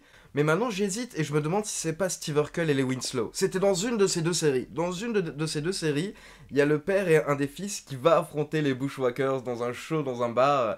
Et les Bushwhackers, justement, à ce moment-là, par contre, sont pas en mode WWF tout gentil. Faudra que je rechercherai exactement ce moment-là pour le prochain épisode. Mais pareil, parfois, quand tu vois les superstars qui pop dans tes séries comme ça, un jour, je regardais Sabrina, l'apprentie sorcière sur Canal J quand j'avais moins de 10 ans. Et t'as Kevin Nash qui arrive d'un coup et qui sort d'une porte magique, tu vois. Genre, ça fait toujours plaisir de voir quelqu'un qui... J'aurais pas dû dire que je regardais Sabrina, c'est ça? Non, mais si, moi aussi j'ai regardé Sabrina, l'apprentie sorcière, évidemment, dans KD2A. Allez, on passe au main event de WrestleMania 30. Daniel Bryan contre Randy Orton, contre Batista. Randy Orton, bien entendu, à ce moment-là, qui est le champion unifié, qui a les 2 ceintures. Bah, c'est fou parce que l'ambiance est électrique. Et puis, encore une fois, hein, je me répète beaucoup, mais Batista fait partie aussi des gars, tu vois, c'est pas le plus grand catcheur du monde, hein, comme beaucoup d'entre nous. J'aime Ric Flair pour ses combats techniques, j'ai aimé les Misawa Kawada pour leurs affrontements, mais Batista, c'est quand même Batista, quoi, c'est l'animal. Il fait partie de ces gars, comme je le disais dans l'épisode précédent, dont on attendait le retour, dont on nous demandait le retour. Et puis finalement, quand il est revenu, tout le monde, personne n'en voulait. Randy Orton et Daniel Bryan, enfin voilà, l'ambiance, un combat triple menace en plus, c'est quand même des combats toujours assez électriques. Moi, je fais partie aussi de cette génération où je les ai vus débarquer, parce que dans les années 80, ça n'existe pas, les combats triple menace. Enfin, ça existait, mais on n'en voyait pas à la télé. En tout cas, moi, j'ai pas souvenir de combats triple menace, même hors télé, d'archives. L'un des premiers célèbres, c'est à la ECW, c'est Sabu, Funk et Shane Douglas, tout à fait. Et moi, l'un des premiers dont je me souviens à la WWE, c'est Mankind, Shamrock et The Rock en cage. Qui, dans mes souvenirs, était un super match. Mais peut-être qu'il était nul, mais comme c'était un combat triple menace, j'avais trouvé sa classe. Et puis, petit à petit, on en a vu arriver de plus en plus. Mais c'est évidemment pas la première fois que c'est en main event de WrestleMania. Hein. L'autre, tout le monde s'en souvient, 10 ans avant. Et d'ailleurs, c'est un truc auquel aussi je pense souvent, mais finalement, les main events de WrestleMania 10, 20, 30, ben, la personne qui gagne, en général, ça va très vite pas aller bien pour eux. C'est pas faux. Bret Hart gagne à WrestleMania 10. Bon, certes, il est encore là jusqu'au 13, mais 3 ans plus tard, voilà, c'est fini. Bon, le WrestleMania 20, on sait tous. Et WrestleMania 30, Bryan qui va se blesser quand même. Quelques semaines plus tard. Quelques semaines, ouais, moi je dirais un petit mois, mais ouais. Bon voilà, en tout cas, il se blesse. Donc, franchement, match extrêmement bon. Évidemment, le principal souvenir que j'ai, c'est quand ils se battent près de nous. Où je vous cache pas qu'avant le show, JBL et Michael Cole, mais surtout JBL, parce que Michael Cole, c'est quand même le boss des commentateurs et tout, il gère tout. C'est un peu le Philippe Chéreau du duo, tu vois, c'est lui qui va parler aux producteurs et tout ça. Donc JBL est beaucoup plus détente, beaucoup plus tranquillou, je parle à tout le monde. Et il nous avait un petit peu titillé, quoi. Mais franchement, avec nous, il a toujours été gentil.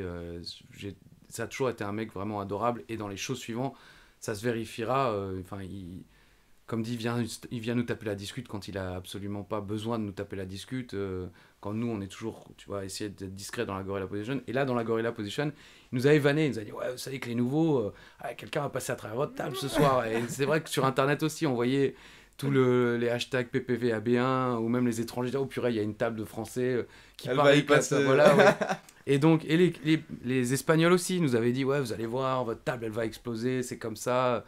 Première fois, la table va exploser. Et dans ce main event, à un moment, ils se rapprochent de nous, quoi. Et ils sont même debout sur notre table, si je me souviens bien. Mais ils vont pas la casser. Mais ils vont casser celle de Marcelo et Carlos. Toujours Rodriguez. les Espagnols.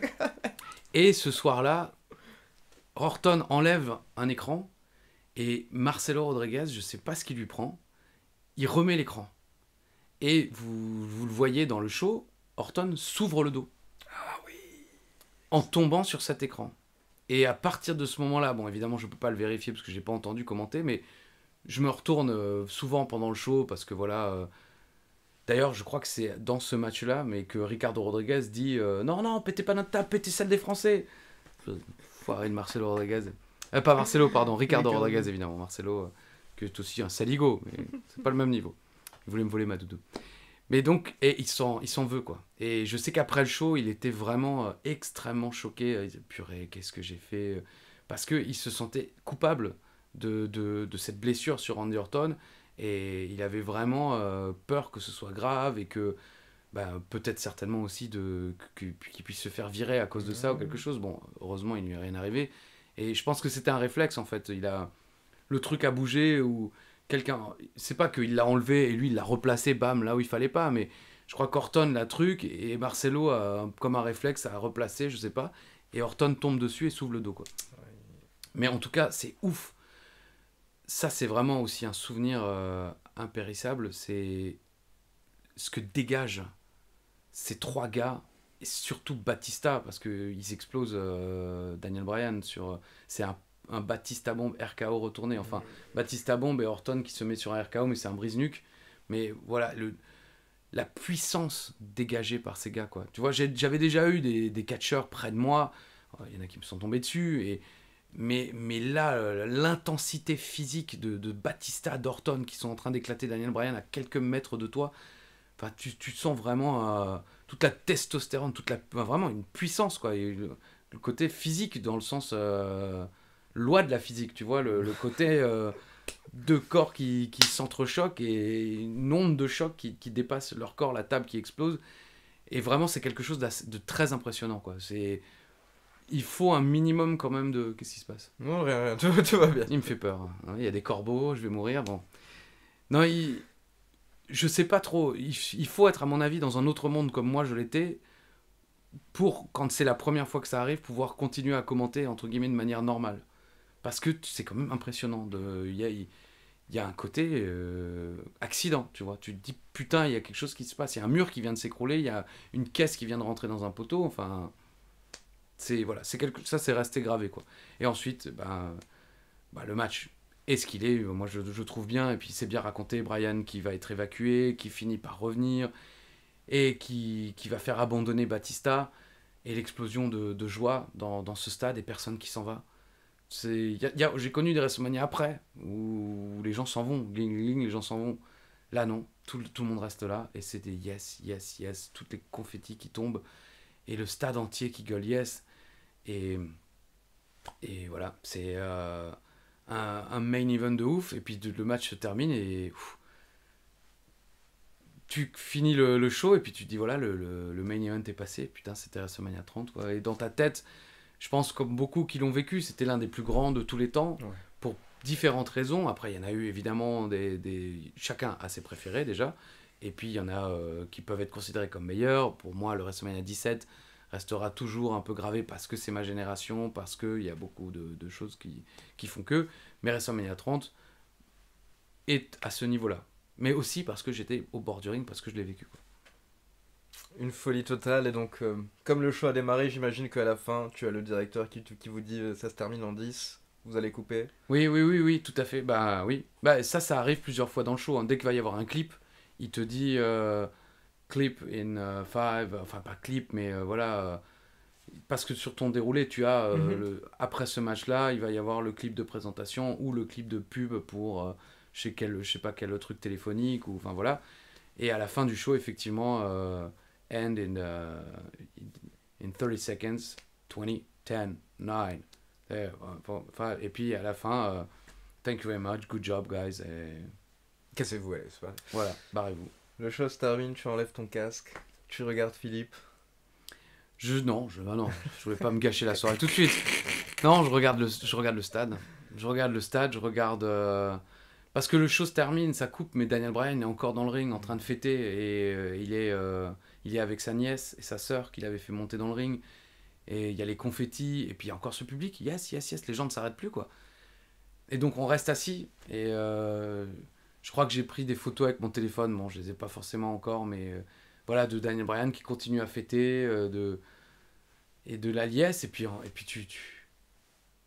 enfin, ça m'a fait ça pour l'entrée aussi de Bray Wyatt. L'entrée de Bray Wyatt, c'est un truc fou à vivre. Et je sais que l'entrée de Bray Wyatt, on s'est tu pour là, c'est la musique, évidemment, l'ambiance. Et donc, t'es au bord du ring et t'es dans ton... Parce que c'est des sièges, ils sont assez énormes, les sièges. Hein. C'est des sièges à la fois assez confortables et pas tant que ça. Parce qu'ils sont vraiment très grands pour des physiques américains. Oui. Et moi, j'ai pas le physique américain. Donc, j'ai pas forcément les jambes bien à l'aise et tout. Mais tu vois, ils descendent, c'est des sièges de bureau. Et tu peux te tourner. Et donc, je sais que plusieurs fois pendant le show, je regarde... je regarde, quoi. Je me dis, putain, c'est WrestleMania. Putain, je suis là. Putain, je suis en bas. Putain, je commente. Et l'entrée de Bray Wyatt, voilà, et la victoire de Bryan, c'est pareil, parce que tout le monde fait yes, son entrée aussi, tout le monde fait yes, donc tu regardes tous ces bras qui se lèvent et toute cette ambiance de fou. Et je pense, tu as dû le faire aussi quand tu as été dans le stade. J'avais en tête les moments où je le faisais aussi, sauf que voilà, je n'étais pas à ta place. Bah non, dans voilà, le gradin. moi je suis au milieu du truc. Mais toi, c'est cette vue est la meilleure vue, quoi. C'est la plus belle et ça doit être incroyable. C'est incroyable, mais vraiment incroyable. Après, c'est aussi incroyable quand on le vit dans le public, mine de rien, hein, pour l'avoir vécu, j'ai eu la chance de pouvoir le faire dans ce sens-là. J'ai d'abord été dans le public et ensuite ringside. Donc dans le public déjà, j'ai pu regarder comme je l'avais fait au Zénith à Stras, ou juste me dire waouh. C'est pour ça qu'on est fan, c'est pour ça que que pour nous, c'est si important, mine de rien, de vivre ces trucs-là, parce que c'est classe, quoi. Je pense que toute personne, et bien entendu, j'imagine que beaucoup d'entre vous auront cette occasion, quand vous vous rendez à un show, mais encore plus quand vous vous rendez à WrestleMania, et bon, moi je vais raconter d'un point de vue fan, forcément, mais vous rentrez d'abord dans cette arène qui se remplit petit à petit, et en fait vous êtes frappé par plein de choses. L'immensité d'une arène américaine, l'incroyable décor, le décor qui est vraiment mais beaucoup plus impressionnant en live. Et on parle beaucoup des pop parce que moi c'est une des raisons principales pour laquelle je regarde le catch et pour lesquelles j'aime le spectacle. Un spectacle est bon grâce aux réactions, grâce au public, grâce à l'ambiance que ça peut créer. Je déteste l'artiste Jul. Je suis... On va se mettre plein de fanados, mais Bah, je moi, déteste... je connais de nom, mais Enfin, je ne sais je absolument déteste pas. Je sais pas, qu'il hein. fait ceci, non, je sais plus comment il fait. Il fait ça... Comme les Hardy Boys, Ouais, non? c'est ça, il fait Ah oui, ça, oui, c'est vrai. un truc dans le genre, je sais plus, mais c'est pas que je déteste, hein, je déconne, mais je suis pas fan, on va dire, de Jul, mais par exemple, je sais que les concerts de Jul, c'est une des plus grandes expériences à voir en live. Tu vas dedans, t'as 12 000 personnes qui connaissent ses sons par cœur et qui sautent dans tous les sens. Même si t'es pas fan, tu vas aimer. Oui. Donc, WrestleMania, c'est un peu ça, ce qui fait que nous, dans le public, on voyait souvent des gens qui n'étaient même pas très fans. Yann avait raconté dans l'une de nos vidéos qu'à WrestleMania 34, le premier où moi j'ai été, avec Yann, on avait une personne derrière nous qui est venue juste pour le match de Ronda Rousey et qui est partie derrière. Genre, il a acheté son billet juste pour venir voir le match de Ronda Rousey, il est parti. Mais les pop, quand vous voyez une pop en live où tout le monde gueule en même Bah, temps. surtout là. Mais alors, toi, tu as vu les plus belles. Non, je sais pas, plus belle, j'étais pas One Ashton, par exemple, pour l'arrivée du Sandman, mais... je veux dire, en live, une pop, c'est indescriptible. C'est indescriptible. Justement, le match de Ronda Rousey, parce que moi, c'est le premier où j'ai ressenti ça. Quand Ronda Rousey commence à maîtriser Triple H lors de son match tag team à WrestleMania 34, c'est l'un des moments où je pense même honnêtement que c'est le moment où la foule part le plus en cacahuète de la soirée. Parce que la foule n'arrive pas à croire que Ronda Rousey est en train de soulever Triple H et tout. Yann, tout d'un coup, il a gueulé. Yann, qui honnêtement est un peu blasé parfois, de temps en temps, il aime bien faire le blasé. Bah oui. Même lui, tu l'entends sur la vidéo parce que je filme, là, il est oh, mais qu'est-ce qui se passe? Oh, fâche. Oh, fâche. Donc, non, vivre ça en live, c'est incroyable. C'est incroyable. Mais par contre, comme tu l'as dit, bon, je parle un petit peu, désolé. Mais bah non, je comme tu l'as dit avant, moi j'ai travaillé dans les concerts et la chance que j'avais en tant qu'agent ou en tant que producteur, c'est qu'une fois que le concert démarre, j'ai le petit droit de monter sur scène. Bien entendu, je suis de côté, quoi, mais je suis sur scène avec l'artiste. Et c'est vrai que les plus grosses foules que moi j'ai pu faire en concert, où ça a été 25 000 personnes par exemple, j'ai eu des 25 000 personnes pour Sean Paul. On avait fait Sean Paul dans je sais plus quelle ville maintenant, Saint-Dizier ou un truc dans le genre. Et en gros, Sean Paul Festival, c'est la ville qui nous l'avait acheté. Concert, mais en plus full band. 7 musiciens ramenés directement des États-Unis. Donc là, vous avez 2 heures de Sean Paul. Et Sean Paul, c'est que des tubes. C'est que des tubes. Et c'est comme tu l'as dit, là tu te retrouves sur scène, les gens gueulent pour lui.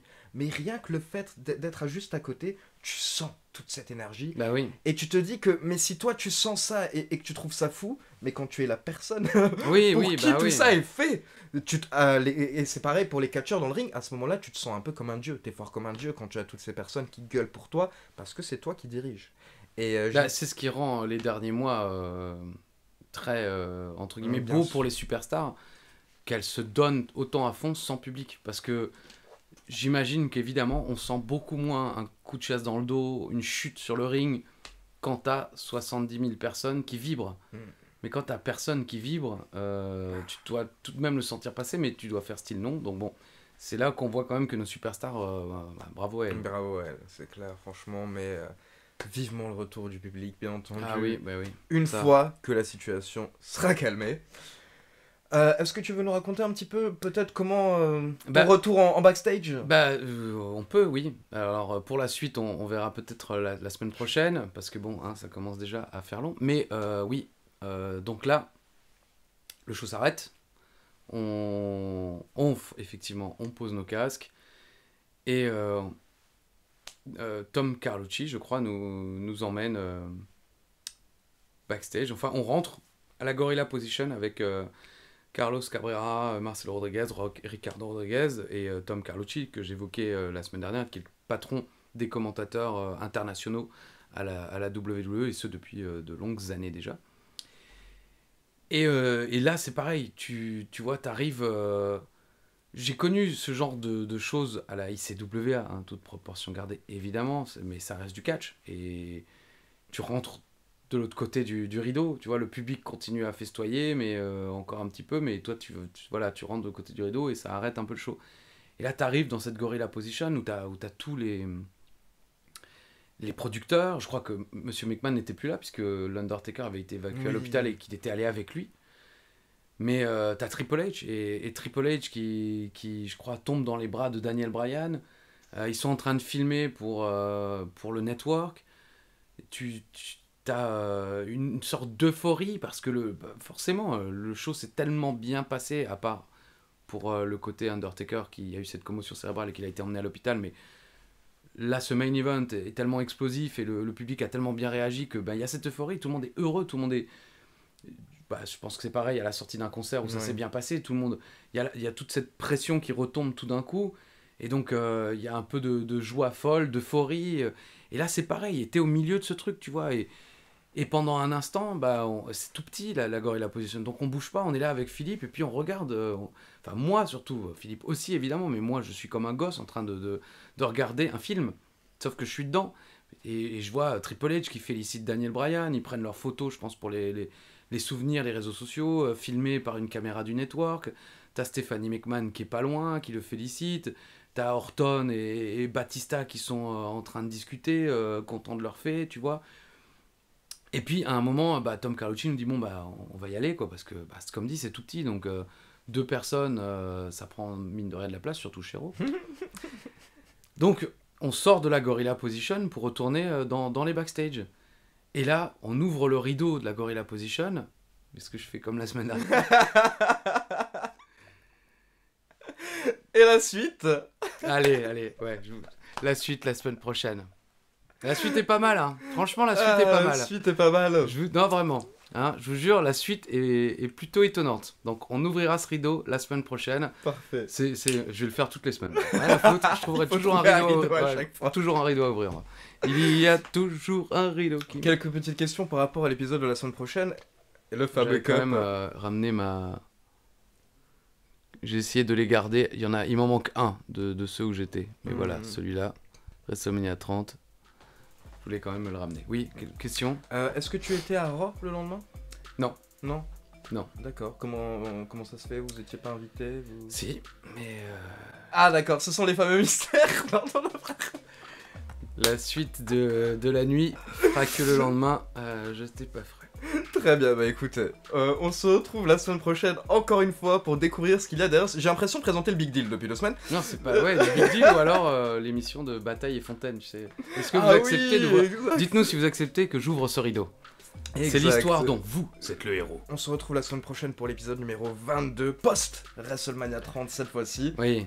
Parce que il y avait énormément de choses à dire sur WrestleMania 30, donc je pense que c'est bien qu'on prenne le temps, qu'on fasse 3 épisodes tranquillou, parce que les fans, comme je l'ai dit, ont adoré le premier épisode sur WrestleMania 30, moi le premier. Donc merci encore une fois de nous avoir partagé cette fois-ci l'expérience même du show. On y était avec toi pendant quelques instants, et on se retrouve la semaine prochaine pour les aventures de la fin de ce week-end à la Nouvelle-Orléans, qui seront un petit peu plus troubles apparemment, un petit peu plus vagues. Oui, j'essaierai de tout vous raconter, malheureusement, bon, j'ai pas tout retenu, hein, mais bon. En tout cas, je vous souhaite une merveilleuse semaine, merci encore, et n'hésitez pas à partager ces vidéos, hein, visiblement elles sont pas si horribles, donc profitez-en, et prenez soin de vous, évidemment, et je vous dis, comme disait Édouard Carpentier, à la semaine prochaine, si Dieu le veut. Bisous.